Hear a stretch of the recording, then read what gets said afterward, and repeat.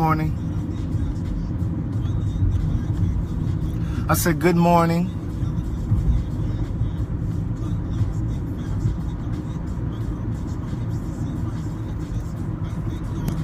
Good morning. Good morning. Wake up. Or are you already at work? Good day, thinkers, thought leaders, progressives, and dreamers. I am Craig the Writer Stewart, and this is So Much to Say, the Facebook Live version. How you guys feeling? Facebook, I don't own the rights to this. The Fugees do. Good morning.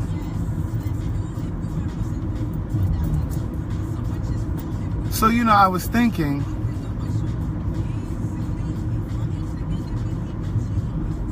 as I was getting ready to come out today, I have some orders that I'm going to be shipping today. I have them over here. Some book orders I'm talking about.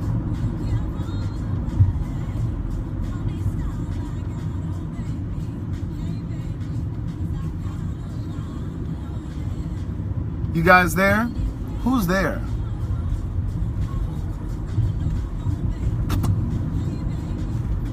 Wake up. It's time to get up.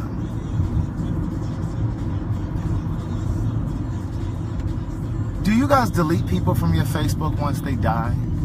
Like if you find out that somebody has passed away, do you keep them on as one of your Facebook friends? Or do you move them? Do you delete them so that you can add someone else? I do. But it's because I'm always at like 5,000. I'm always at the max. And so, why keep them there if they're no longer there? It's just my way of thinking.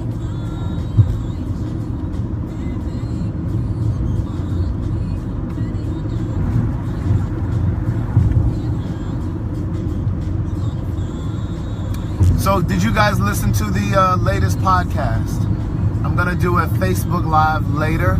Good morning, Howard. I'm going to do a Facebook Live later to answer your questions. It was the podcast on bisexuality, the double standard of bisexuality. Hi, Brian. If you guys have questions about it, I know many of you watched or listened to the podcast because I looked at the stats again last night.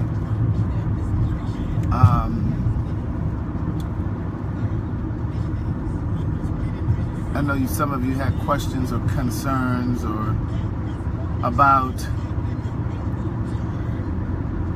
a straight man who enjoys anal play,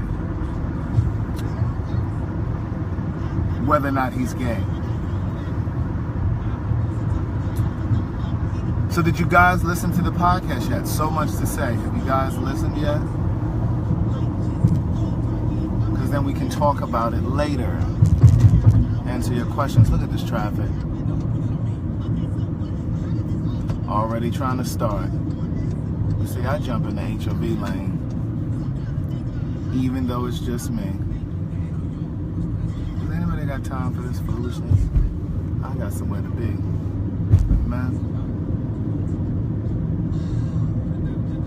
Did you guys have an amazing Labor Day weekend? A safe weekend? I didn't do much. I got some errands to run for my mom. You would think she didn't have a vehicle and that she could not drive the way she delegates things. Like, just because you're new to Georgia doesn't mean that you're now unable to do things. That's how you learn. I am starving this morning. Good morning, Eric.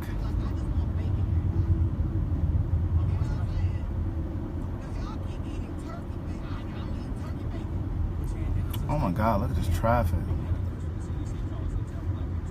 And I was thinking that I was going to be avoiding the traffic by coming out about 9. But I'm smack dab in the middle.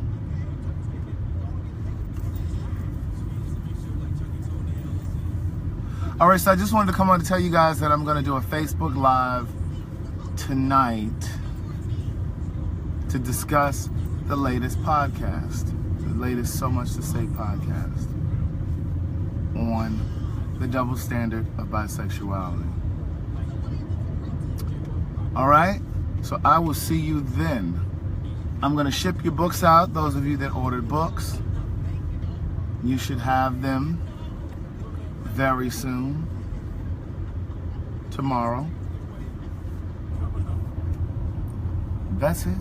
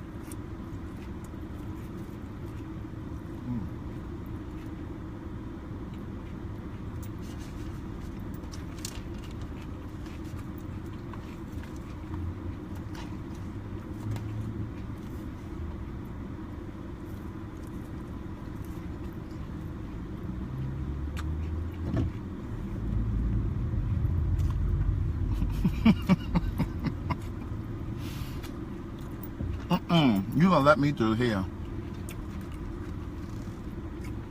She gonna try to cut me off. I'm pulling out from the gas station. She gonna try to block this off. Not today, Satan.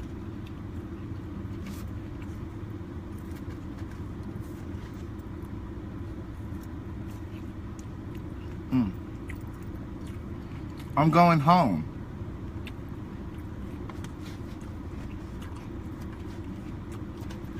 Eventually.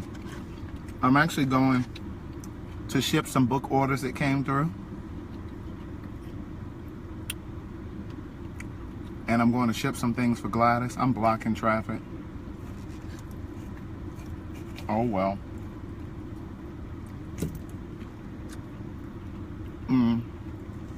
Look at this. I pulled out of the gas station. I'm just completely blocking traffic.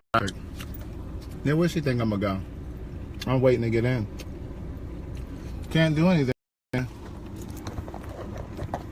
That's what happens when people are inconsiderate and they don't let you by. So you gotta block traffic. When I tell you this salad is amazing, this is the first part of my salad, the first part of my meal. But let me go back. Good day, thinkers, thought leaders, progressives, and dreamers. How you guys feeling? Happy birthday, Alicia. I don't miss too many things. I know it's your birthday. Say happy birthday, everybody, to Alicia. This salad right here.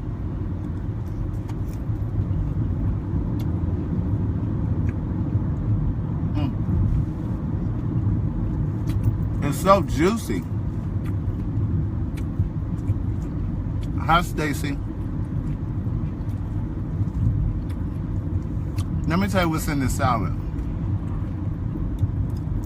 Alicia, everybody's saying happy birthday in the comments.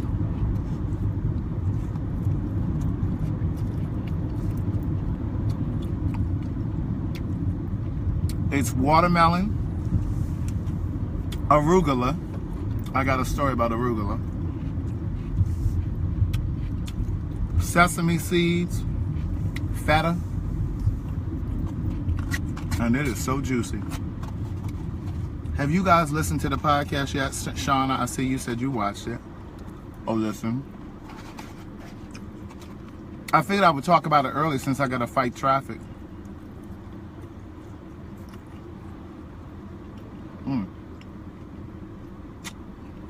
this watermelon is so juicy. And it has like a light vinaigrette and oil. Wasn't it funny?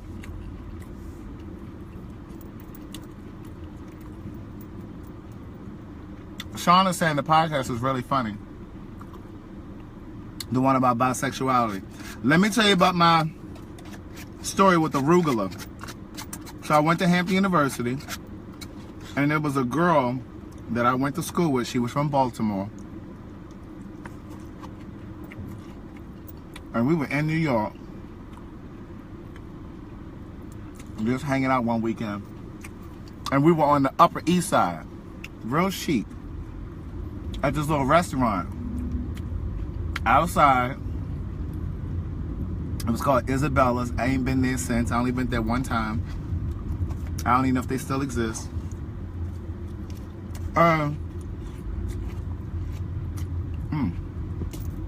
This salad is amazing.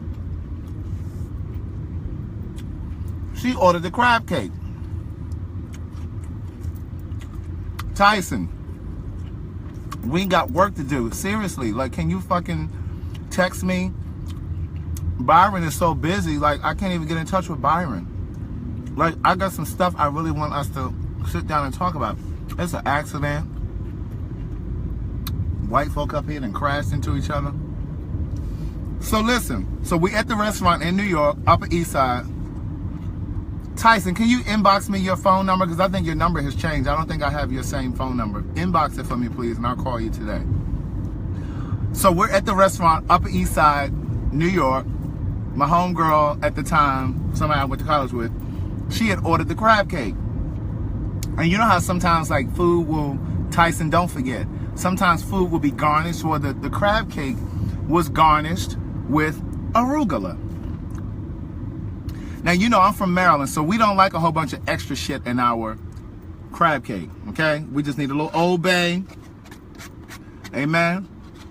We just need a little mustard, maybe. A little cracker, a little bread. Well, you know, you go to other places, sometimes they do too much. So on the menu, it said crab cake with arugula.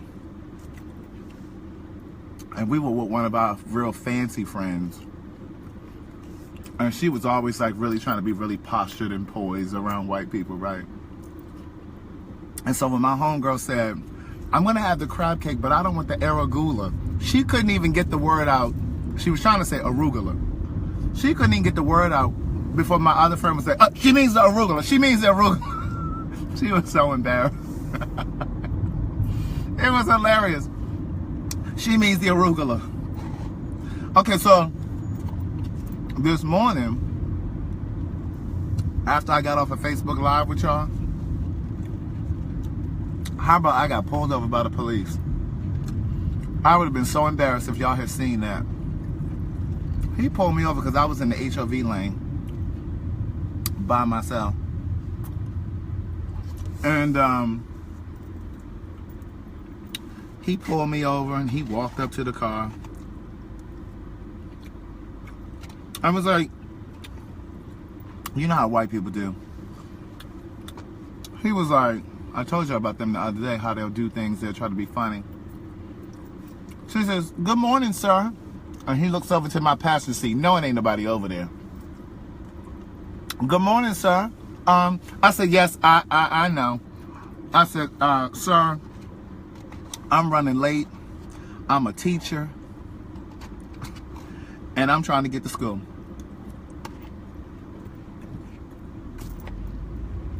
He gave my ass a ticket anyway.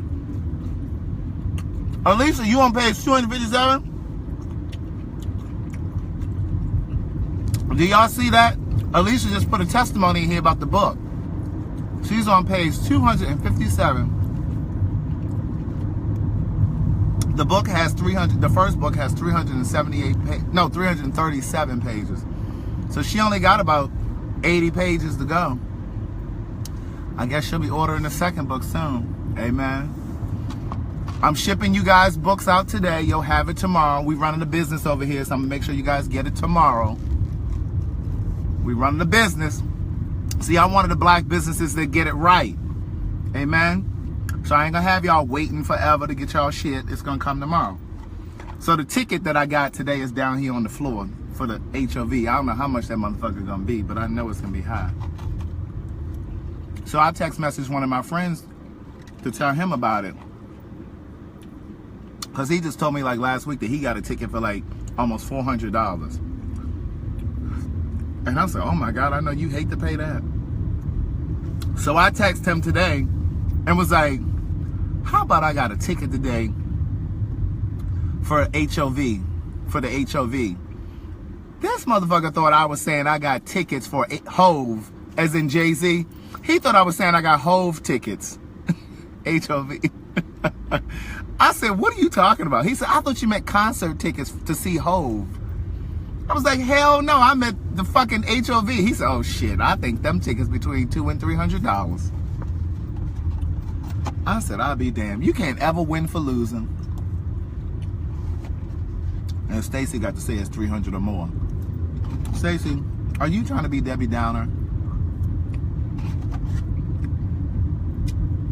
I need someone who worked down at that courthouse to expunge it. Amen. To throw it out. I got enough nerve to go to court and try to fight it. Because that's just who I am. Now I'm getting to my sandwich.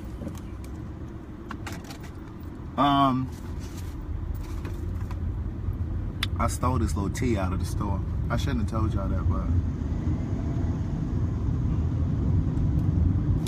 So who else listened to the podcast from, Shauna, you think I should go to court? And what I'm going to tell them? I was really in the HOV lane? They going to still give me a ticket. You think they're going to reduce it? Because I will go to court. I'm not opposed to going to court. When I tell you this is...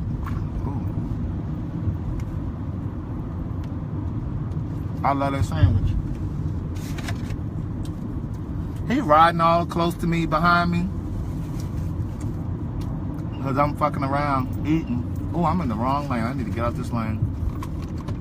Let me get over real quick.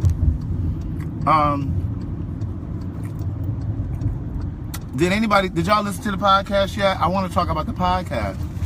About bisexuality. I got oil and shit all on the steering wheel. Y'all listen to the podcast about bisexuality?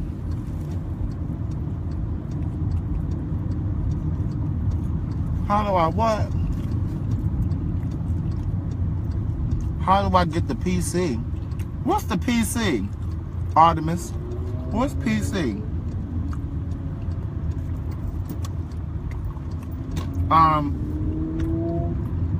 Was it another conversation? Was it something else I said I had to tell y'all? I told you about the ticket. I told you about the arugula. I asked people on the podcast. I asked people on here earlier. When there's somebody on your Facebook friend list that dies, let's say you find out that they die, do you still remain friends with them or do you delete them? I delete them as soon as I find out.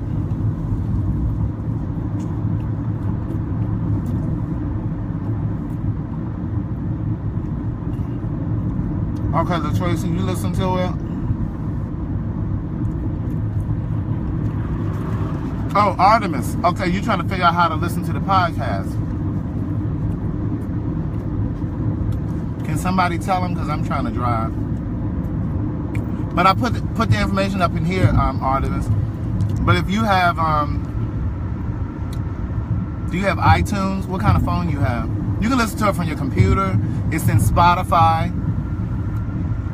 It's in iTunes. You just go to iTunes or Spotify and type in So Much to Say.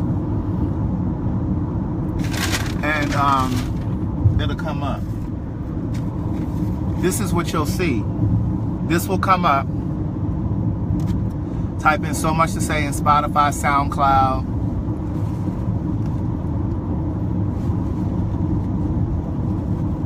Look at that. Look at that. I could do a commercial.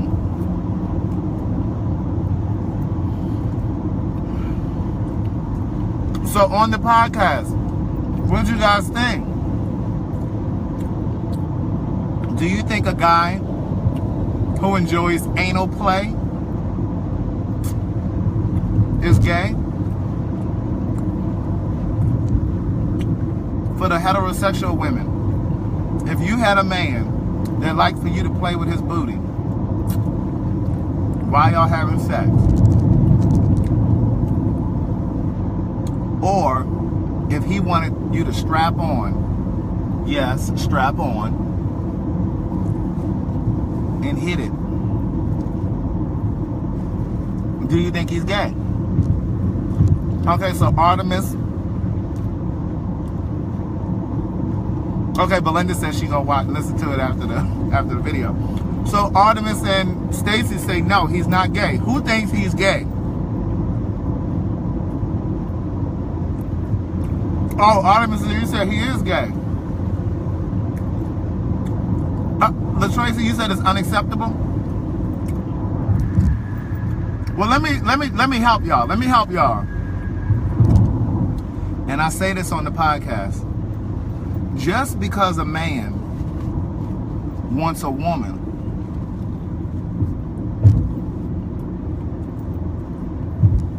to fuck him with a strap on, or to finger him because he enjoys it, it doesn't mean he's gay. Doesn't mean he wants me to fuck him. Doesn't mean he wants a man to fuck him, right? And the answer to that is because the man's G-spot, all men, their G-spot is in the ass. It's in the anus, right? It's their prostate. Huh? It's in the prostate. So because of heterosexual standards, we always want to look at men sideways who enjoy anal play.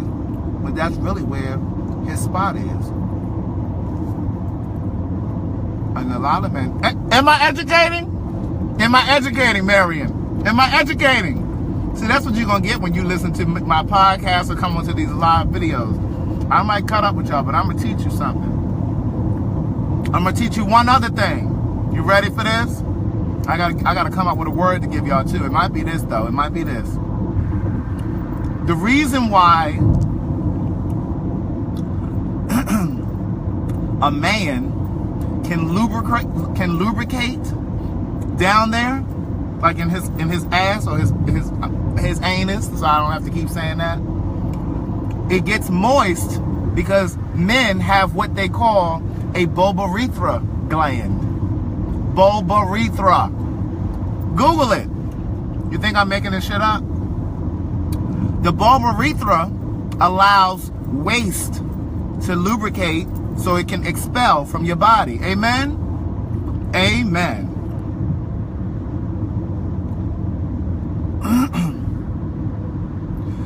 I agree, Eric. I don't believe he's gay. I don't believe a man is gay because he likes a woman to touch him down there. On this podcast, I talk about a friend of mine in New York, a female friend of mine. She called me with a girl on the phone that I had never met, never talked to. One of her friends was dating a guy who liked for her to play with his ass and wanted her to strap on. So she wanted to know from me if I thought he was gay, because they thought it was a red flag. Let me tell y'all something. The shit that y'all be thinking is a red flag isn't always a red flag. The shit that y'all should be paying attention to, that's a red flag that y'all be missing, y'all don't pay attention to. But I told her then, and I say it on the podcast, this latest podcast, that doesn't make a man gay just because he wants her to strap on and fuck her. I'm gonna switch it. It's just like with a lesbian. In a lesbian relationship, just because a woman wants a lesbian, a female, to strap on to penetrate her, doesn't mean she wants a man. Doesn't mean she wants a man. So it's the same thing. Those are just cultural norms that we've adapted to, that we've adopted.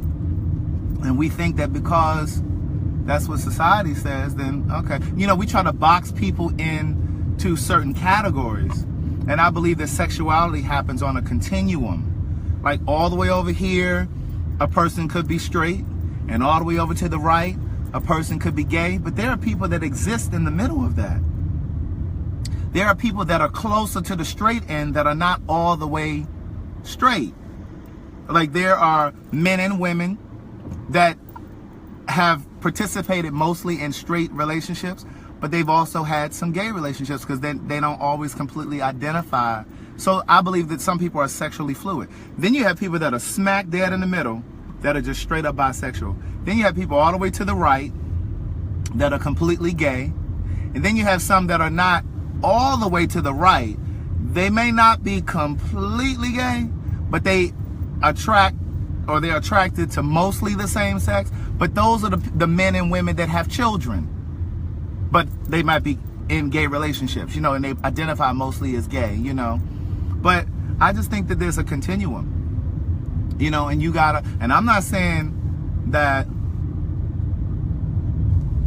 it can't be a red flag if the man you're with likes for you to be playing in his ass, because he could be gay. But what I'm saying is you can't limit it to just that. You got to look at other shit too, pay attention to other shit, because sometimes it's just the fucking shoes he wears that'll let you know he gay. Sometimes it's just a little silver ring, because you know the gays love a little décolleté. Décolleté, there's a word for you, décolleté. The gays like a little décolleté, a little adornment. So, you know, you just got to pay attention to certain things. I should write a book about what, Alicia? Sexuality? Baby, I need to finish this book that I'm writing, this third book. I can't wait to let that book out. Do you hear me? I think this book is going to let y'all have it. Yes, Marvin, adornment. I'm spitting. Did y'all see that? Hopefully y'all didn't see that. But I wanna, my straight friend that was on this podcast called me last night, and he was like, man, I listened to it, and he's straight. I've never thought that he was gay, and he fine too. Do you hear me? And he could get it. I'm gonna go on record and say it. He could get it. But I've known him since 98.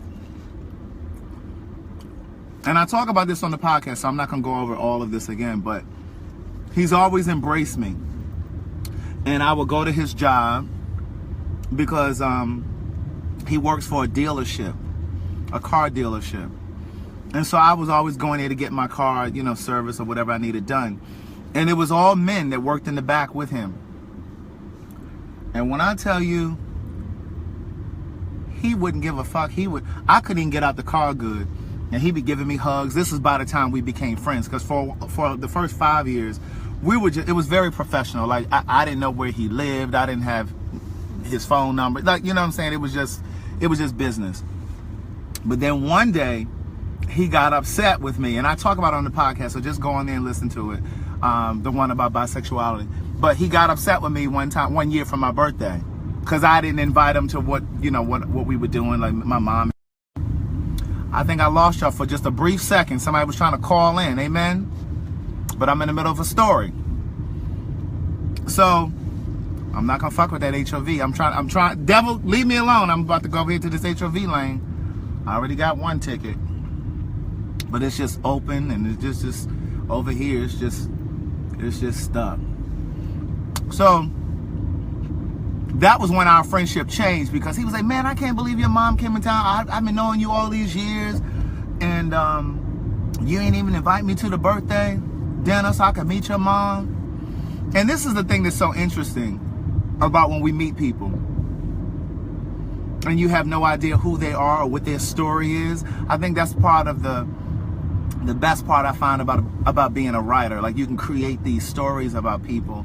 And even like when I'm sitting in the airport or I'm sitting in a restaurant or wherever I am, when I see people, do y'all do this? I'm sometimes creating stories in my head about who I think they are, especially if it's a couple.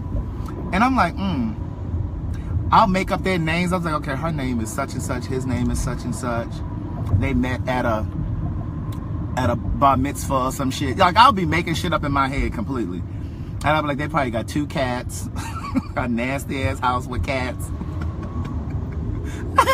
And then I'll be looking at them like, their relationship is on the rocks. They got 2 kids. Like, I just be making up the whole thing, like, right? And so I do that a lot. So when I met my friend, my straight friend, he had like these little plaits, like these little braids and shit. And he was just outside. He said, "What's up, man?" He was just like real like that. He's from Florida. So I just kind of figured like he lived in an apartment somewhere and was probably had a couple babies, mamas, and you know, just creating all this shit in my head. And once I got, look at the devil. See, the cops over here didn't pull somebody else over an HOV. Like, see, it's a good thing I didn't get over there. See, that's why you got to trust your spirit. You got to trust your instincts. Your instincts will guide you. Look how I just switched subjects that quickly. So I thought he had like these babies, mamas and shit. Come to find out, this Negro was married, had 1 son, owned a house, wasn't living in no apartment. He owned his house. So you can't judge people. Amen. So we ended up becoming friends, like really, really good friends. So whenever I would go to his job, because even though we were friends, and I had always been going there to get my car service and stuff, sometimes if I was in the area, I would just stop by and we might go to lunch if he was on his lunch break. You know what I mean? Shit like that. It would never fail. When I would get over there, his co-workers, male co-workers, would just be looking and like trying to figure out like what our relationship was. And he would tell me like after I left that they would always joke about.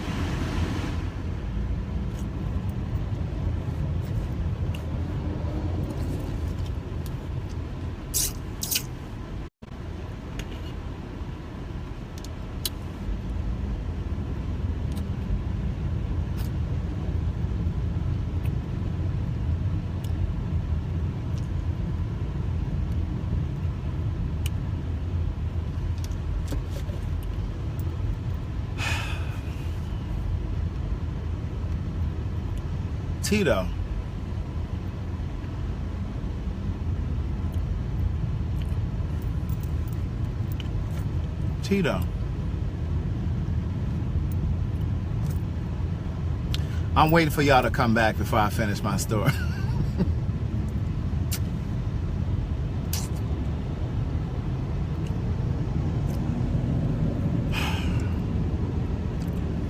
So you know I have the phone up in the up on the windshield.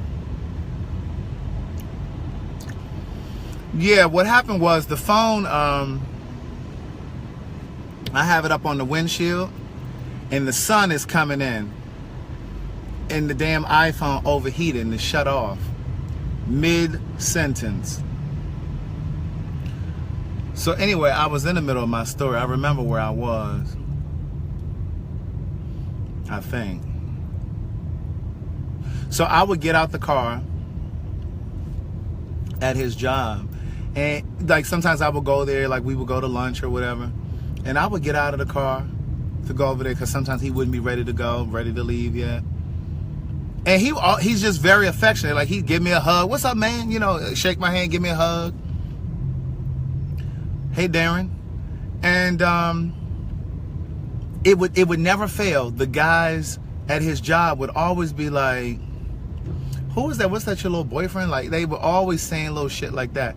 And the other piece that I was saying before disconnected, a lot of times women would be uneasy if the man that they dated was really good friends with a gay guy. But what I'm telling you is sometimes your suspicions are wrong, and the things that you're looking at to point out whether or not a person is gay or not are completely off base. And sometimes y'all miss the things that are very obvious, because sometimes it's in the eyes. Sometimes it's the way your man looks at another man in his eyes. Amen. Or he may look at his crotch. My lips looking good.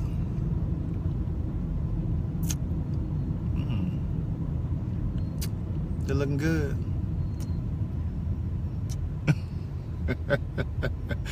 But anyway, but yeah, so he never really wavered, like, in his friendship with me. Like, he didn't give a fuck. Like, he would bring me around women he dated, like, this is my friend Craig, da da da da. And they, of course, would fall in love with me. But he called me yesterday and told me that he listened to the podcast about bisexuality, and he played it at work for the straight guys. They all listened to it, and he was saying how they thought it was so interesting. They were like, wait, this is your friend this is the guy that used to come up here, da da da. Like, they all listened to it, and they were so interested. And of course, they thought that a guy who allows his woman to play with his booty is probably gay. Again, like I said on the podcast, I don't necessarily believe that. I think that if a man craves his booty touched, amen, he might like it touched. That's just because that's where the man's G-spot is. That's where his erogenous zone is. Amen. So if you haven't listened to the latest podcast, so much to say, the details are up in the caption. It's free. We talk about the double standard of bisexuality. And I have my straight male friend with his girlfriend and another straight female. And then me, representing the community. So I thought this was going to be like an interactive kind of thing, like you guys were going to have questions or comments. But y'all ain't got no questions or comments, seem like. That's the look. That's what I do. That's the look. That's this finger is multifaceted. Okay? I'm gonna tell you the multiple ways that I use this finger. You do this to get it ready. You tap on it, and then it just, you do like that. You get it ready, you get them, you get them interested, get them. But then you also, that's for the smell test. That's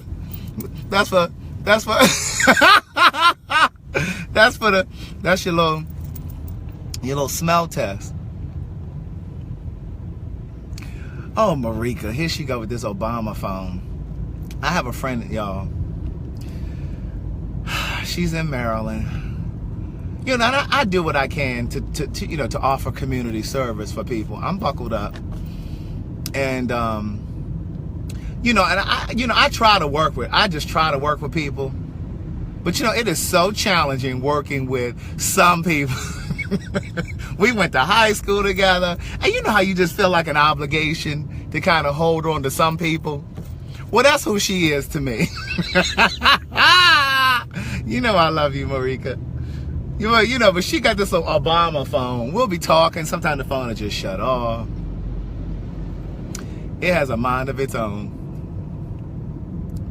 I love Marika. I'm just kidding. Oh, Marika. See, this is when you're supposed to drop a link down here about your page. She has a business called, what's it called? It's called something adorned. What is it called? Girl, you get the typing. See her Obama phone ain't letting her be great. She can't even type fast enough on that little Obama phone. Put your information down there so they can see. They might be interested. She adorns, like, she blings out like different things. Like chucks, chucks, like the sneakers and stuff. What's up, Trey Reese? You know this finger. Did I just say that? I'm just kidding. I'm kidding. But Marika, drop your stuff down there. Exclusively adorned. That's it. But put your page down there. Put like your Robel. What's up, Robel? Put your detail down there. You might get you a customer on here. You might get you a customer or two. But yeah, so you know, you do your little test, and then that helps you gain entry as well. That helps you gain entry. It helps you open it up. I'm just trying to bless you with what I know. So how do you flirt when you see someone you are interested in? This is a good question. Oh yeah, ask me any question you want to know. It could be about your own life. It could be advice or whatever. Okay? I'm that, you know how you have people in your life that you call to for like advice and shit? I'm that person in my friends' lives. Okay, so this is how I do. When I'm interested in somebody, and I'm going to give you a little story. You know, I love a good story. This is actually in the first book. Alicia, you're going to probably remember this. Remember my friend Marcel, that's his character's name in the book. He came over to my apartment. Marcel was, he used to be a part of a theater company that I used to write for, but he was in the theater company before I ever moved to Atlanta. And so one of the girls in the theater company, Marika just dropped her exclusively adorned page down here. So if you guys are interested, take a look at what she does. She's in Baltimore. She is going to charge you shipping. Amen. She probably don't know how to do it, so she probably going to be calling me. How much do I charge him? So just call me later. Can somebody drop her, Marika, the link for the podcast? I think I got the link up there. No, I don't have a link up there. But go to my website, craigthewriterstory.com, and it'll take you to the podcast. So he was in this theater company that I used to write for. So there was a girl in the theater company that knew him and knew me. And she said, oh my God, you guys will be perfect. You know, I think you guys should work together, because he had just graduated film school. And at the time I had just moved here and was talking about writing, blah, blah, blah, blah. And so he came over to the theater group. But we had talked on the phone several times. And I just knew in my spirit that this man was gay. And so I could just tell by the texture in his voice. I could tell by the timbre in his voice. And you know, we have this thing when we talk to each other over the phone where we drop our voice a little bit, and you just trying to seduce them through your words and through your voice and stuff. So I just felt like that's what he was doing. And I'm like, this motherfucker gay. Now at this time I had not been with any boys at this point. This can be my little code. I want to get in this HOV lane so badly, but I'm not gonna do it, Jesus. And so when I met him in person, I was like, oh yeah, he is gay. Not because he was flamboyant or anything like that. It was the way he was looking at me. I don't think he was attracted to me. Follow what I'm saying. This is what I was saying a moment ago. Sometimes it's things that women won't even notice. Alicia, I'm coming back to your point. I just have a roundabout way of getting to it. Sometimes it's about the way two men look at each other that a woman will never even see. It's not always about idiosyncrasies and mannerisms. Sometimes it's about a look in the eye, and that look in the eye, it's almost like, oh, you too? Oh, you're part of this community? And I'm gonna give you an example. It's like when I've traveled out of the country. If you've ever traveled out of the country, you know sometimes, depending on where you're going in the world, there aren't many black people, right? So when you finally run into a black person, you're like, oh, hey. You know what I'm saying? It's almost like, oh, you here too? It's kind of like that, right? So when I met him, I was like, oh yeah, he is gay. So for a long time, he used to try to get me to go to a gay club. And I had already been sneaking to the gay clubs back home in Baltimore, and I had been sneaking like here in Georgia, but I didn't want anybody to know at this point. And that's why, like, usually when a gay person first starts to explore and first start to come out, they distance themselves from their family and their friends, because they're not just because they're exploring, but because they're trying to covet this secret. They're trying to keep this secret, and they don't need you trying to figure a motherfucking thing out, right? And that's why I also say in the beginning of the first book that sometimes being gay can be very lonely, because you're really just trying to find you. You understand? So we started hanging out, and he came to my house one day, and this story is in the first book. I'm only gonna give you a part of it. He came to my house one day and was like, come on, let's go out. I said, why are you so gung-ho about taking me to a gay club? And he was like, because you gay, right? That motherfucker said it so matter-of-factly. I was like, I had people suspect that I was gay, but I had never had anybody tell me to my face, you gay, right?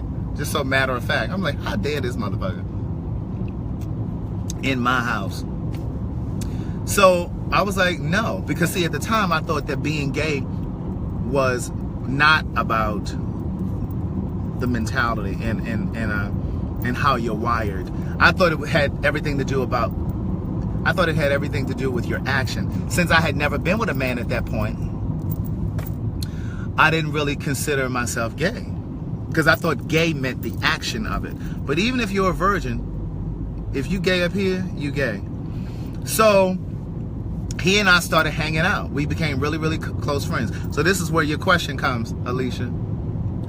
And I remember he used to be so good about going up to guys that he liked. He would approach different guys. And he didn't have no fucking shame. Didn't give a fuck. And he would just go up to a guy, even if they rejected him. And I would watch him do this shit because we became like this. And I would watch him go up to different guys, and sometimes it would work out, and sometimes they'd be like, no, I'm good, and he'd just walk away, and he'd be off doing his thing, and then he'd go up to the next person. And I said to him one day, I don't understand how you find the courage to go up to these people and just approach them. I said, because I'm so afraid of rejection. And he said, Craig, ready for, watch this, because this about to bless somebody. Amen. Because somebody right now, you scared to walk up to folk.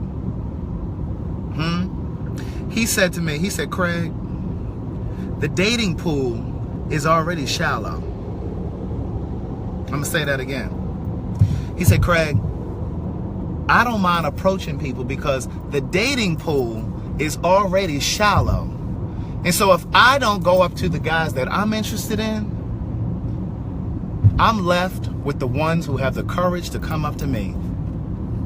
And he said, they ain't usually the ones that I'm interested in. So I say to you, why be afraid or anxious about going after what you want? Because otherwise you're left with the dregs. You're left with the bottom of the barrel. You're left with the ones that come to you. And what if everybody's standing in there, wherever you are, barbecue, club, or whatever? What if everybody is afraid to approach? And that's not even just about approaching somebody on the romantic level. That's even about going after your dreams. You understand what I'm saying? Like, why be anything other than who you are? Why waste you get one life. You get one life. Did I preach to your spirit, Marika? You get one life. Marika, you need to go back. She got both of the books. You need to go back and read. I'm telling you, some jewels in them books. But I'm telling you, in this book that I'm writing now, I'm going to set y'all asses on fire. I'm going to set y'all asses on fire. But you get one life. And this is what I was trying to say to you the other week, Marika. Follow your passion. Follow your dream. Don't worry about money. You can't worry about money. Because if today was the last day of your life, if today was the last day of your life, would any of that shit matters? Would it matter that you only got $20 in your account? I can't hear y'all. You understand what I'm saying? Like, you got to focus on the things that really count. And it's like, as long as you're following your passion, as long as you're following your dream, you can never fail. Because one of two things is going to happen. You're going to be fulfilled, and you're going to get there. Wherever it is, there is for you. Like, you're going to get there because you're following your dream. You're investing. You're planting seeds. So when I meet somebody that I'm interested in, I'm not saying that I don't get a little nervous. I'm not saying I don't get a little shook. But I swallow that and I say, you know what? Whatever. I know who I am. Amen. And you go up to them and you say what you say. Marika said, you about to send me into a Baptist fit. Let me tell you something. I have been in cities for book signings with $20 to my name. Do you hear me? I had enough money to get to the city. And by the time I paid for hotel and ate out, but see, that's when I discovered Groupon too. I would find Groupon and I would find little restaurant deals in the area. And I would go, you know what I'm saying? Like, I'm very, very persnickety. There's a word for you. And so I would sometimes be in the city with $20, $30 to my name, because sometimes I would have to get a rental car. And this was before Uber and Lyft were really big, like before they were. Because remember, the first book came out 5 years ago. So when Uber and Lyft started, it was more of a black car service. It wasn't really like carpooling, right? And so sometimes I'd have to rent a car, and I would literally have $25, $30 to my name.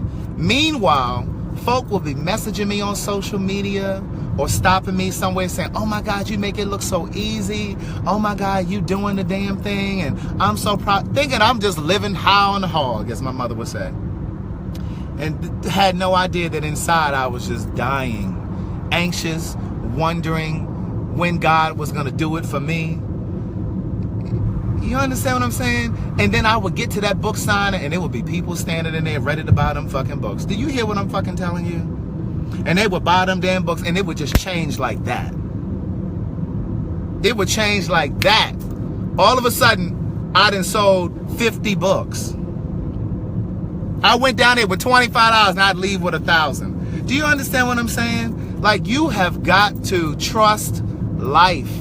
You got to trust life. You got to trust that everything that happens when and as it should.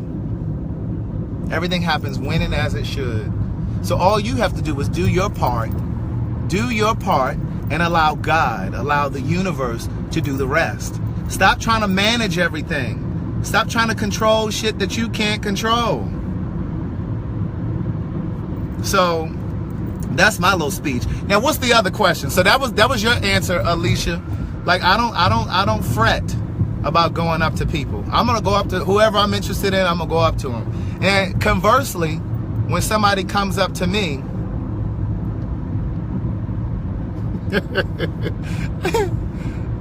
Douglas, I feel it in my spirit. I'm gonna make it to Houston. I feel it in my spirit, amen. Because there's a shift. But conversely, when somebody approaches me and I'm not interested, Shauna, welcome back. I don't know where you were. Reverend Dr. Craig. But when somebody approaches me and I'm not interested, I try to be very, very, yeah, my phone shut off because of the heat. So when somebody comes up to me and I'm not interested, I will do my very best to be gracious. And I say, I really appreciate that, but I'm not interested, you know what I'm saying? And I may not say the words, I'm not interested, but I'll say, I really appreciate that, but right now, I think we would be better suited as friends, or, you know, we can, you know, if you're okay with that, or something like that. Even if it's not like a friend type thing, I might just say, I appreciate. I never pretend that I'm seeing somebody. I never say, oh, well, I'm seeing somebody. Why are you lying? Why are you lying? I was about to turn the camera around so I could show you these people, but you never know a person's struggle. Amen. You never know a person's struggle. But, so I don't lie and be like, oh, well, I'm seeing somebody knowing I'm not seeing anybody. You know what I'm saying? Like, why do that? So I just say, you know, I appreciate it. Shauna, you say I'm not available, but you are available. So if you're single, why are you saying you're not available? So you're still lying. Do I have a type? No, I don't have a type, because my type didn't work. Amen. I got rid of a type back in, oh, let me go and ship y'all books. I'm sitting there about to go to the house. Y'all done ordered books, and I was about to go right on to the house. But no, I don't have a type. My type didn't work in my 20s, and so I resolved that I wouldn't have a type. And see, in the new book that I'm writing now, a type will keep your ass single. Huh? Rest on that for a second. A type will keep you single. Not having standards, having a type. When you have a type, you've already put yourself in a box, because he got to be a certain height, she has to have a certain hair color or hair length, or she got to have pretty feet, or you know what I'm saying? That's a type. He got to be, you know what I mean, whatever. Like, but having standards is different. So I have standards. I don't have a type. My type, he had full lips. He was dark. He had nice thighs. Nice little booty. Nice build. Didn't necessarily have to work out, but I want you to be nice and statuesque, right? He's smart, which he still has to be smart. But like that physical type, I don't have a physical type. Like, you gotta divorce yourself from this idea that a person has to look a certain way. Because he may show up, love may show up in the package opposite of what you think. Amen? And you can overlook love if you want to, because he gotta be a certain height, or she gotta have a certain skin color. Then let me go up here, because somebody had typed something really long and I was going to read it. Awesome. Just listen to the last podcast. Oh my, I saw the episode of Insecure and I would agree with Molly in reference to the guy who had the experience. I guess it's ingrained in us. Okay, so listen. Definitely who you are. Passion defining who. By the way, my dad bought your... Oh, look at this. Your dad bought my first book? That is so awesome. Tell your dad thank you. Okay, so listen.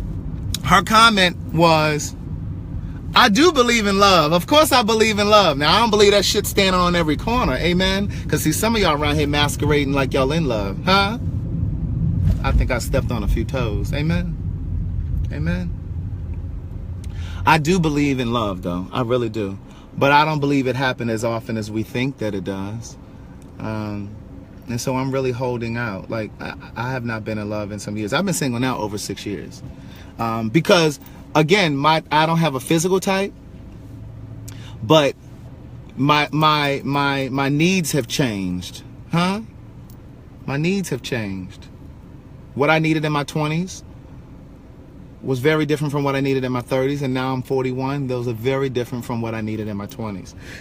And so for me, oh, let me show y'all this. This is a Delta museum over here.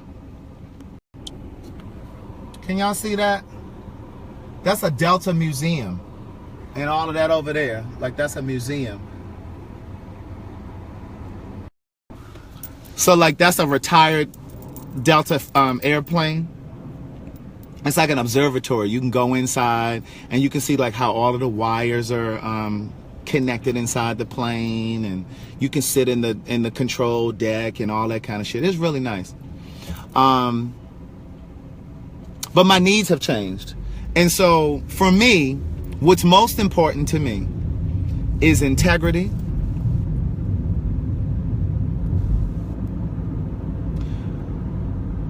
He has to be driven. And I don't mean he got to dream as big as I do, because I dream big, baby. But you can't be complacent. Look, let me show you again. Okay, so look. So this is a Delta museum.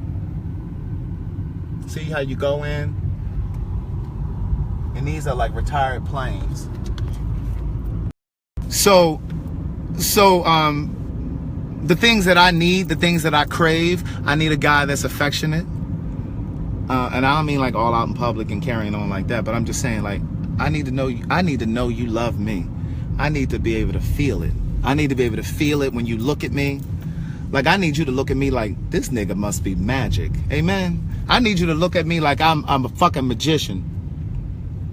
Okay? Not like idolize. I don't mean like that. I mean, like, look at me like, damn, I can't believe I'm with this nigga. But know what you bring to the table as well. Okay? That's what I'm saying. Because I want to look at you like that. I want to look at the person that I'm with and be proud of them.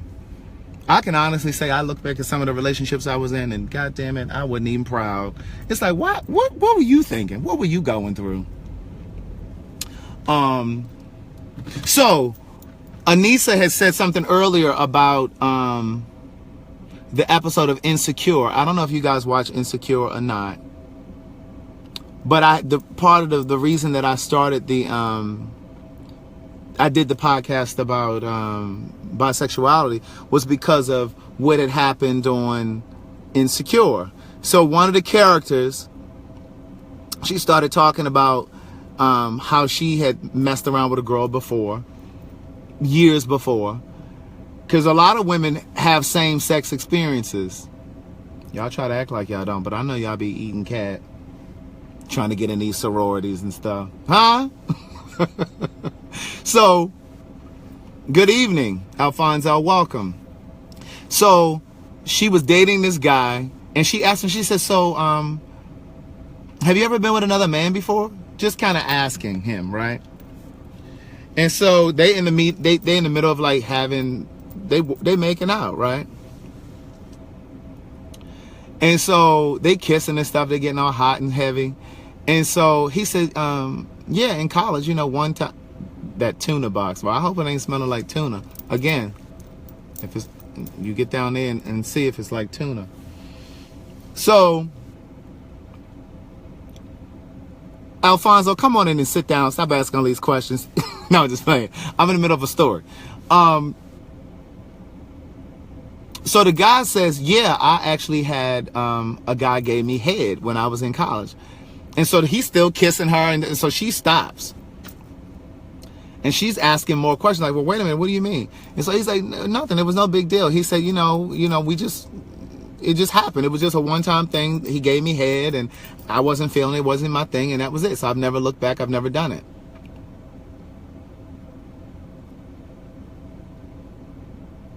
Two fingers for the woman. So when she found out that the guy had been with another, well, not been with another guy, but he had received fellatio, she couldn't fuck with him. But I don't believe that makes him gay. You understand what I'm saying? Like, sexuality is a part of life. Now, I'm not saying if he's ongoing practicing it and letting niggas just suck his dick, then no, yeah, okay, you might be bisexual if you having sex with women and men. But he had sex one time. Because how many of us did not have a same-sex experience as a child? You understand? Like, you're just discovering, you're finding out who you are. You know what I mean? If you don't like it, okay, that's not your thing.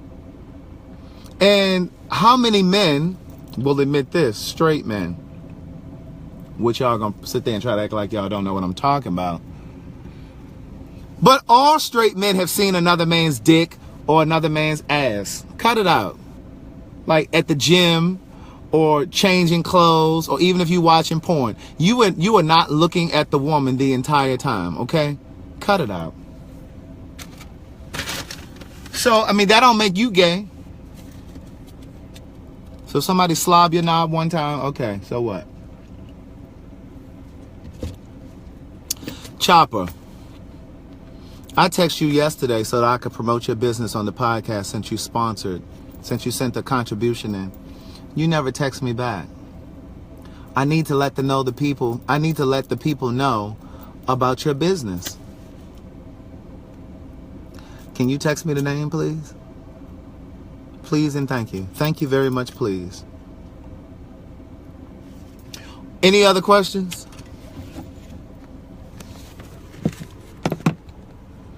But I want to be with somebody who wants to be in a relationship, right? The ebbs and flows. I want to be with someone who wants to be with me. I want to be with someone that I don't have to police. You know what I'm saying? I want to be with somebody who's faithful because he wants to be faithful, not because I'm patrolling, not because I'm policing him.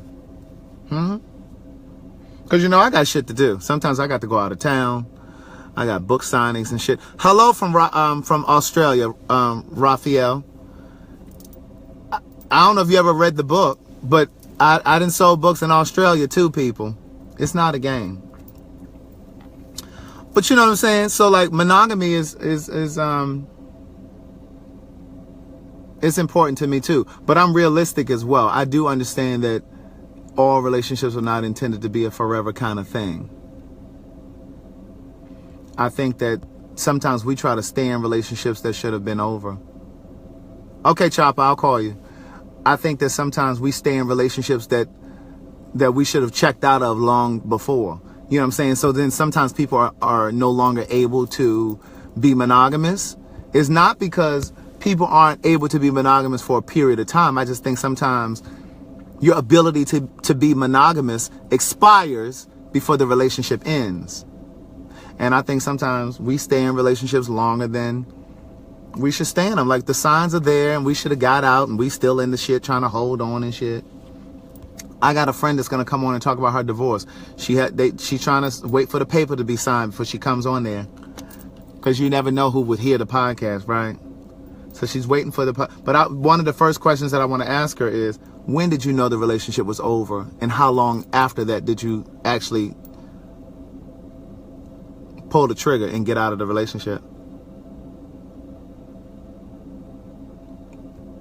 You know, Alicia, I think about that all the time. I got food in my teeth. She said, how will I cipher through men that approach me once I'm famous?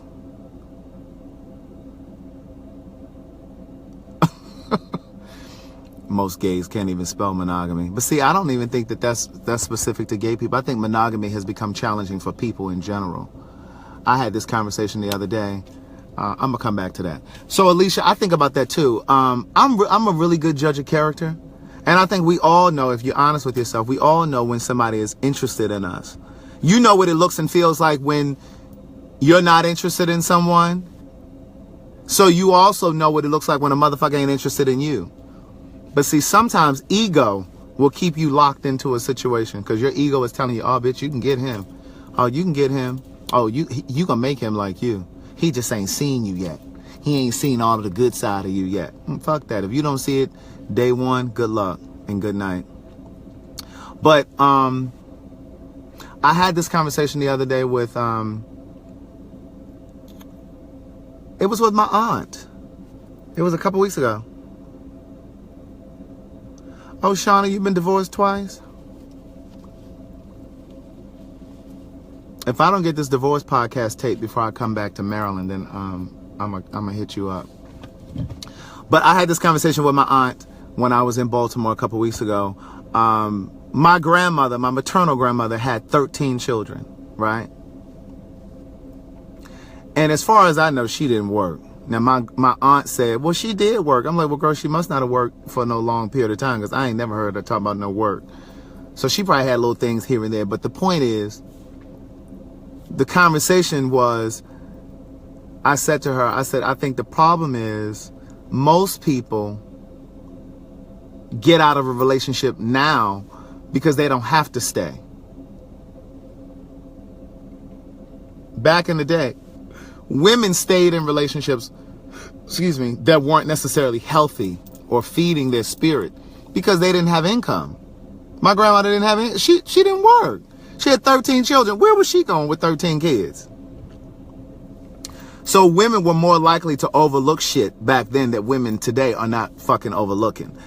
And in a lot of cases, y'all ready for this? A lot of cases, women, black women, make more money than these black men. Okay? There was an article in Ebony magazine, I think it was, many years ago. And it said that black women are single-handedly responsible for the growth of the black middle class. And that's true. Now, there's a whole nother conversation to that. Part of the reason why black women are making more money than black men is because the system of racism is designed to cripple the black man and to cripple the black family. So that's a whole nother conversation. But the fact is, black women typically make more money than black women, which speaks to what I said yesterday on my video when I was at my friend Angela's house. And I said to you, I can think of at least 5 women right off the top of my head that make upwards of 6 figures, own their own home, don't have children, and still single. Is not, some of that is by design, right? Part of that is because black men have been crippled in this country by a system of racism. But I was saying to my aunt, most women back then didn't leave because they had all of these children, they didn't have an income. So it's not so much that times are just so different now. Yeah, times are different, but mostly it's because women are self-sufficient and they not putting up with some of that bullshit that women back in the day had to put up with. Am I telling a lie? Any more questions? I'm sitting outside here. I'm about to go ship these books.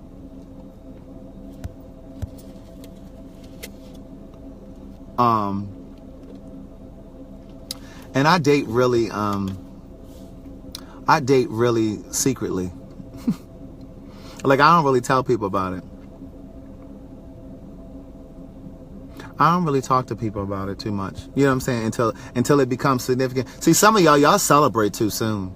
Y'all be posting pictures all on Instagram. Y'all done went out for cheesecake 3 times. And y'all posting pictures all on your Instagram and shit. Y'all done change your Facebook status. I ain't doing none of that shit.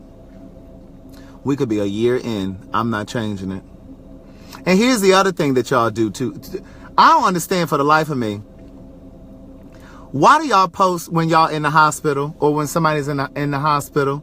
If I'm in the hospital, don't post no picture of me with tubes and shit all on my arms. My mother said, don't y'all put nothing on. I said, first of all, I wouldn't do that. And then the other thing, when people die, like if somebody close to me dies, I ain't posting that shit on Facebook. For all y'all know, I won't have any deaths in my family. Because I would never post about that. But yeah, so I probably wouldn't change my Facebook status and all that kind of foolishness. And it's okay to celebrate, but there are just other ways that I would celebrate. There are different ways that I would celebrate being in a relationship. Because what I know to be true is the moment gay relationships, I've been saying this for years. Gay relationships are very much so like celebrity relationships in that once the public knows that you're in a relationship, they start tearing and pulling at you. That's how we do celebrities. When we find out they're in a relationship, everybody start digging and prying. That's the same thing the gays do. As soon as they know you're in a relationship, they start coming at you harder, trying to see how stable and how secure your relationship is, trying to look for the cracks. But so I wouldn't actually post stuff like that. You would just see people in my pictures and be like, oh, he been in here a few times. Oh, that must be his dude.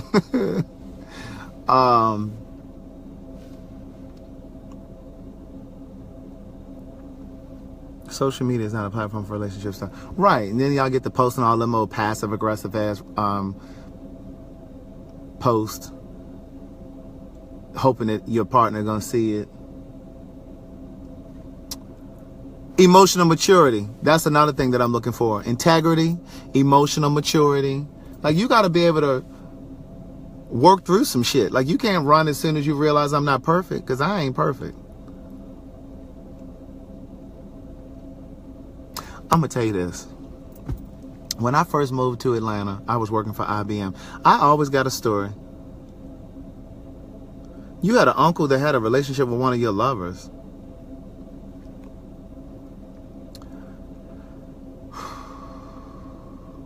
That's for Iyanla Fix My Life. I can't help you with that.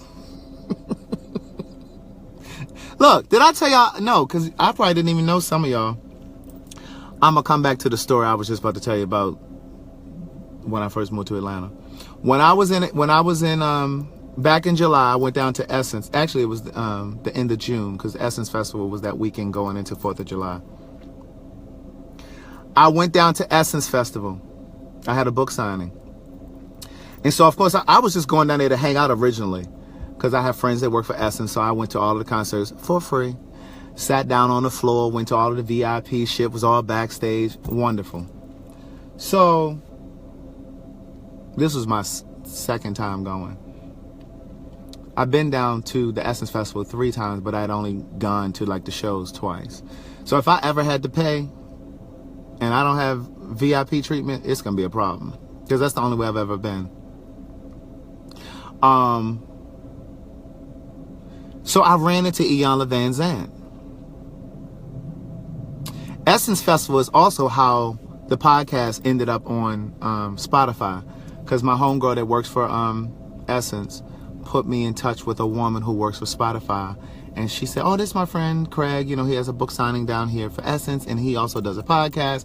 Well, coincidentally, she's over the podcast at Spotify. And with Spotify, they have certain terms. I think you typically have to be podcasting for like a year or whatever. And at that time, I had only been podcasting for about a month. She said, send me an email. I'll put you on there. And she did. So I ran into Iyanla Vanzant. So it was so many great things that happened when I was down there. I ran into Iyanla Vanzant. I was about to get on the elevator. And she was coming off the elevator. And she was with this woman. And so they was like chit-chatting. And I walked up to her. I had my little five-minute elevator speech ready. I said, hey, how you doing? I said, I know you're on your way someplace. I said, but I just have to gift you my book. I wanted to give her the first book because I figured if you get the first book and you want more, then you're going to go look for that second book, right? So I would start with the first book. So I said, I have to gift you my first book. And she said, okay. She said, okay, leave it for me at the front desk. I told you I snapped loud. That's how somebody said he knew I was gay when I was a kid. That's some bullshit. So she said, leave the book for me at the front desk. But see, that wasn't enough for me. That wasn't enough for me. So you got to, God said, push a little bit more. Amen. That ain't what you're looking for. I said, the work that you do for women is the work that I do for gay men. It just came out of nowhere. And so she said, oh, she lit the fuck up. She was like, oh, she said, what's the name of the book? So now she wanted more. She said, what's the name of the book? I said, it's called Words Never Spoken. She said, yeah, make sure you leave that for me at the front desk. She said, and be sure to put your information on the inside. I said, okay, will do. And so then she started walking off. And so I see her on her phone, like she's still with this woman, and she puts on, so I'm about to step in the elevator. I literally stepped into the elevator and I stepped back out because God said, you ain't done with her. You got one more thing. Y'all still there? I done hit the camera too hard. So I stepped back off the elevator because God said, you ain't done with her. I said, oh, and by the way, I'm from Maryland. Because, see, she lives in Maryland, right? She got off that phone. She said, what part? I said, Baltimore. And then the woman that was with her said, no. So then she said, I said, Baltimore. She said, where you at now? Iyanla said it. She was real hood. She was like, where you at now? And I said, right now I live in Atlanta. And then the woman that was with her was like, oh, he right down here with y'all, because they taped Iyanla Fix My Life down here in Atlanta. So she said, oh, yeah, make sure you leave your information in that book. I said, okay, I will. So I got off, went down, went and got a book, went back to the hotel, because I was in her hotel when I saw her. Went to the concierge. Now, you know I wasn't leaving the book at the desk, right? That's basic. That's what anybody would have done. So I got to the concierge, and I said, hi.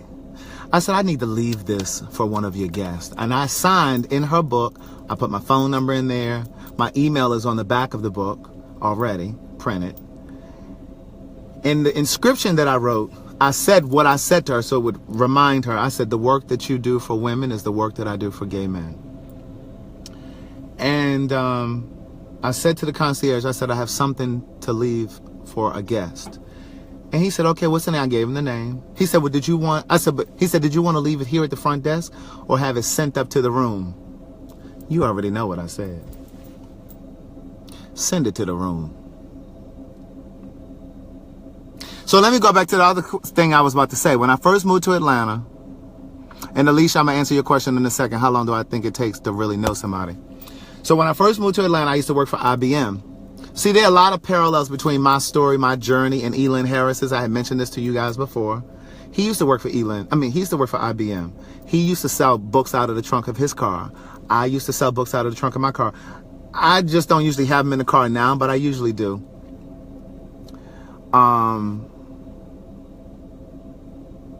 So I'm working at IBM.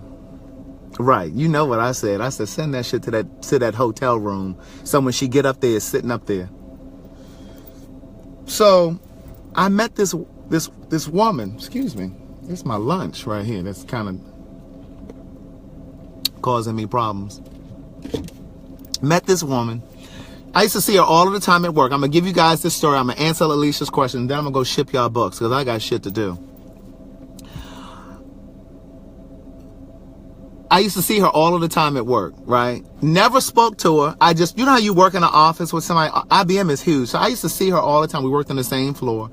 And I used to see her all the time. I knew her name. That was about it. Well, her husband also worked for IBM, but someplace else.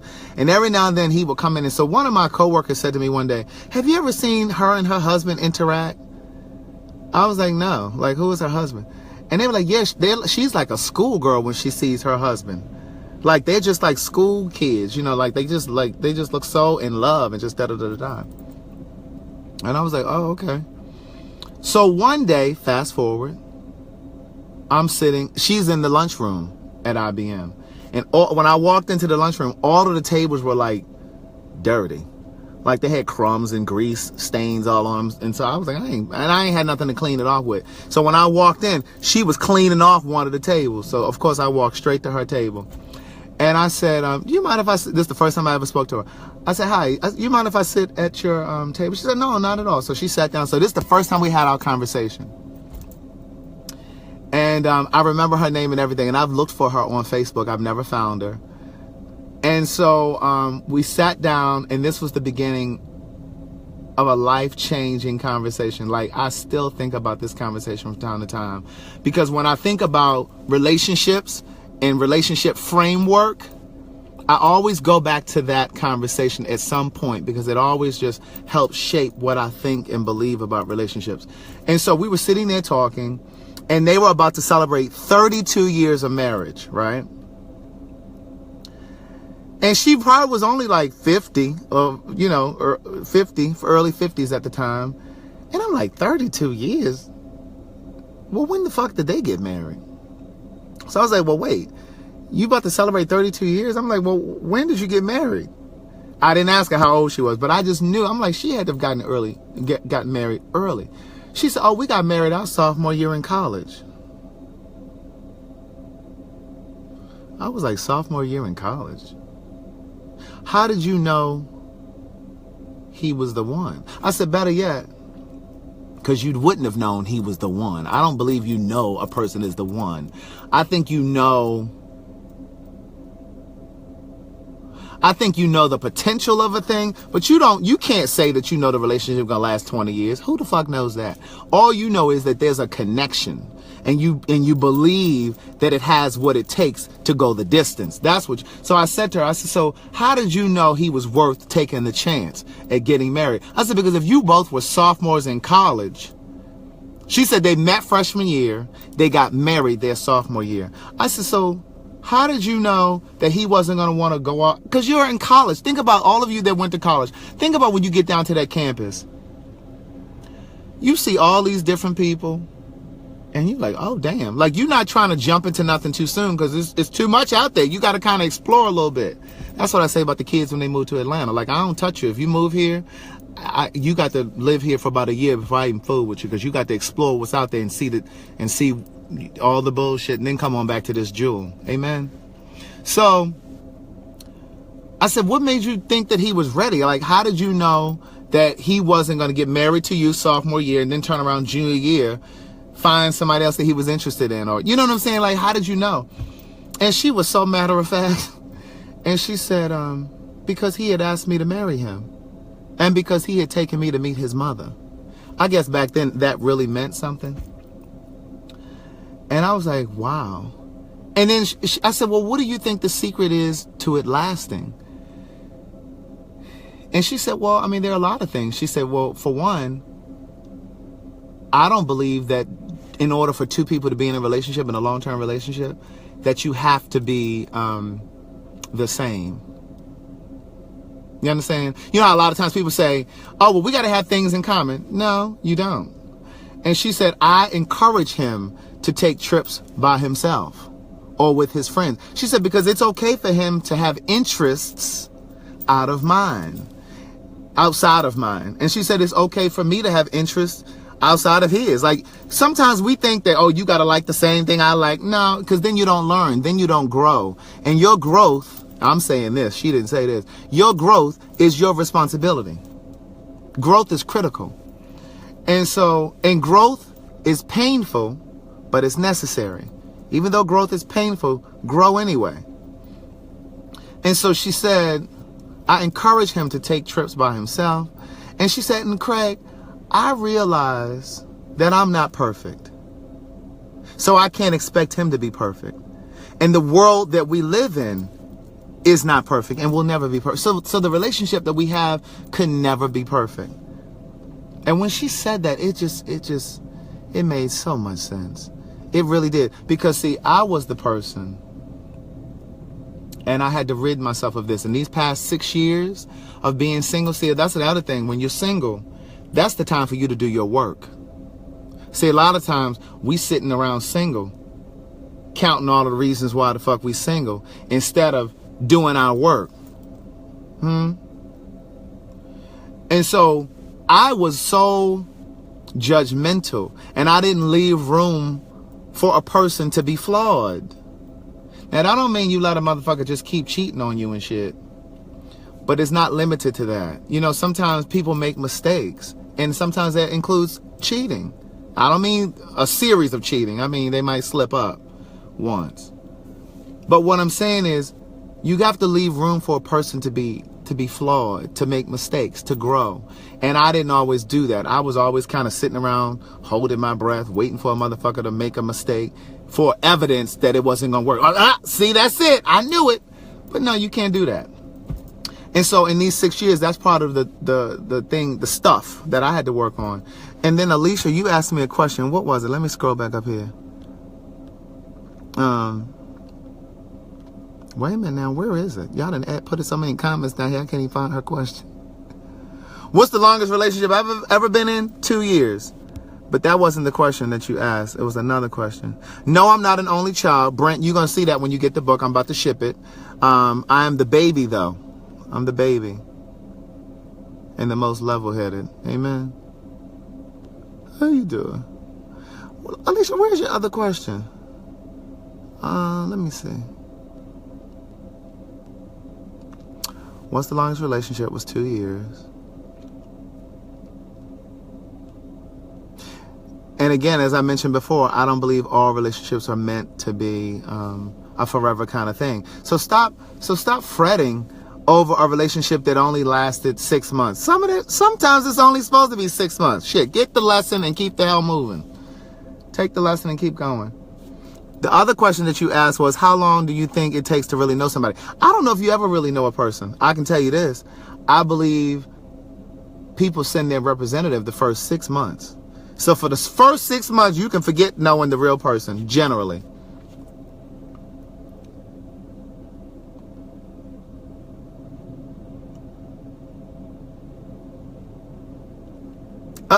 Alicia says somebody send her an usher. She's on the floor rolling. Somebody help her. I just preached. I need somebody to sow a seed up there in that GoFundMe account for So Much to Say. Amen. Or buy some books. See, you talking about slip up once and then you gone. And see, listen, I'm not at all sitting here saying that, and I told y'all this before, I'm not saying that if a person cheats that you have to give them a pass. Because I don't know if I'm made of that stuff. You cheat on me, I can't say that I'm going to be able to get through it. You understand? But I believe that there are... I believe that there are definitely factors that you have to put into it. And I'm gonna refer to this movie. I'm gonna defer to this movie. It's a movie called One True Thing. I talked about this on one of the first podcasts that I did, and when I said it, Tony laughing at me, Chopper. When I said this about this movie called One True Thing, when I tell you a bunch of y'all went scrambling going to look for this movie, it's a movie called One True Thing. See, cheating can't always be a deal breaker, but what I'm telling you is, I don't know if I'm made of the stuff to get through cheating. You know what I'm saying? Because every time I call your motherfucking phone and you don't answer, my mind is going to go to there. Oh, that motherfucker cheating. Every time I text you, and I'm very liberal with text. Like, I'm not one of them maniac people where I feel like if I text you and you don't reply in 5 minutes, see, some of y'all is schizophrenic.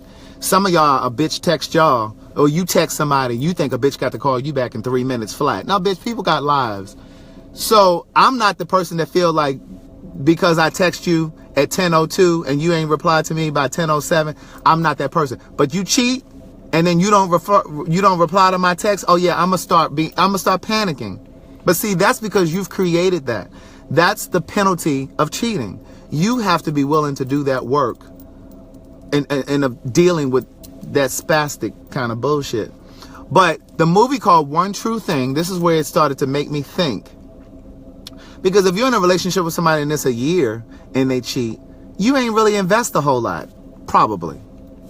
But if you with somebody for 5 years and you've already started building a life and maybe you got kids, cheating one time may not be a deal breaker.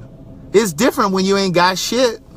But you talking about separating a house, separating finances, you got children and shit. Like, that might be worth working through. I ain't got no motherfucking kids. We ain't even got no dog. So, you cheat on me, listen, it might be a wrap. Now, I can't promise you that I'm going to work through that. Now, maybe 5 years into it or 10 years into it and I find out, then maybe. I probably will work through it. I'll try to work through it. But if my instinct, my spirit is telling me that your ass ain't worth it, then good luck. Now let me go back to this movie, One True Thing. I talked about it on one of them first podcasts. Can't remember which one it was. But it's called One True Thing. Meryl Streep is the star and Renee Zellweger. It's an older movie, but the shit was the bomb, okay? But I'm going to give you the Cliff's Notes. Speaking of Cliff's Notes, I'm going to tell you about the Cliff's Notes after this. Remind me to come back to Cliff's Notes. So, Meryl Streep was a homemaker. I'm sitting here burning my gas up with the AC on, sitting here, got to go in here and ship these books. All because I'm sitting here playing with y'all. I better see something in that GoFundMe account when I get off of here. Think I'm playing. So, Meryl Streep was a homemaker. Her husband, I can't remember the actor's real name in real life, but he was an English professor on a college level. Renee Zellweger lived in New York City. She was an up-and-coming journalist. She was trying to move up through the ranks. Her parents lived in upstate New York. Her father called her. She was always really, really close to her dad. She was daddy's little girl, da-da-da-da. Was never really close to Meryl Streep because she didn't really respect Meryl. Because Meryl was a homemaker, like I said. She didn't work, right? And Renee Zellweger was this career girl. She was like driven and, trying to climb, trying to make her dad proud and all this other shit. So her father called her and said, listen, I need you to come home. Your mother has cancer and I'm going to need your help to help take care of her because I have to work and I can't afford to bring in a live-in nurse. So Renee Zellweger, of course, she resents it. She resents her mother even more, Meryl Streep, because she's like, how the fuck I'm going to have to give up my career to go home and take care of her, so she resented it. So when she goes home, Meryl Streep is not sick yet. She had just been recently diagnosed with it. So, like, she's not just a homemaker. She's celebrating every fucking holiday there is. She's celebrating St. Patrick's Day. She decorating the house. She dressing up. She's celebrating President's Day. I mean, you name it. She's celebrating them non-traditional holidays that everybody else ain't celebrating. Brent, you saw it, so you know what I'm talking about. So when Renee Zellweger goes home, she sees all of this stuff about her mother. And so slowly her heart starts to melt for her mom. Because she's also like a pillar in the community. So like when other people get sick or something's going on with them, she's quick to bake a cake or pie and take it over to them. Like, she's just a good woman. So she starts to see her mother's character and who she is as a person. And conversely, she starts to see that her father isn't the man she thought he was. So as Meryl is getting more and more sick, they're needing the father more. She's trying to rely on the father more. And so she's telling Renee, go get your father. Like, there's this one scene. Meryl's face is peaking. She's looking real gray in the face and she's sweating and shit. Like the cancer's just getting the best of her. So she says to Renee, go get your father, because he done said he had to work late. Renee gets down to that campus. This motherfucker did not have no class, okay? He's sitting in one of the local pubs having drinks with a student. Huh? Cheating. So, he and Renee get into this argument in the middle of the street. Renee goes home. And so Meryl Streep is on the floor at this point, riddled with pain. And so she says to her, where's your father? And she says, well, you know, I didn't see him. I didn't, because she doesn't want to change her mom's perception of her husband in her last dying days. Like, she just wanted her to leave this earth feeling and believing and thinking that her marriage was flawless.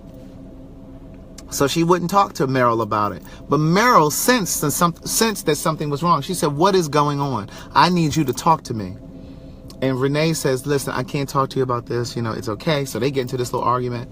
And this is what Meryl Streep says to her. There isn't anything that you know about your father that I don't already know.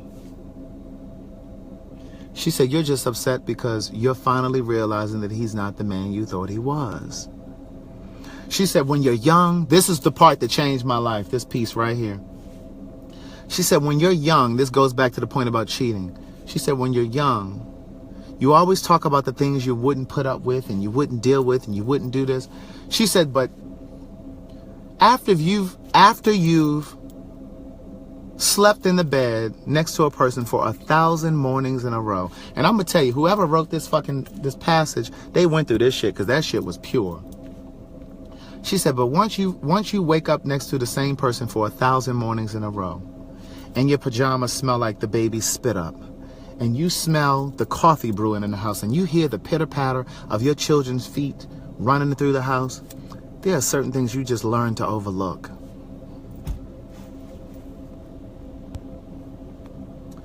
When I tell you, that shit laid me out. It changed my outlook on relationships. Doesn't mean that I'm okay with cheating or that I would give you a pass to cheat. But it just, it put things in perspective. And it made me understand why sometimes people stay and try to work through things. Because when a person cheats, it's not always a sign that they don't love you. That's why they go through the steps to hide it from you, because they do care about you. When a motherfucker letting you see it and they don't give a fuck if you know they cheating, that's the bitch that don't care about you. Now, what was the piece that I said I was going to tell you and then I got to get out this car?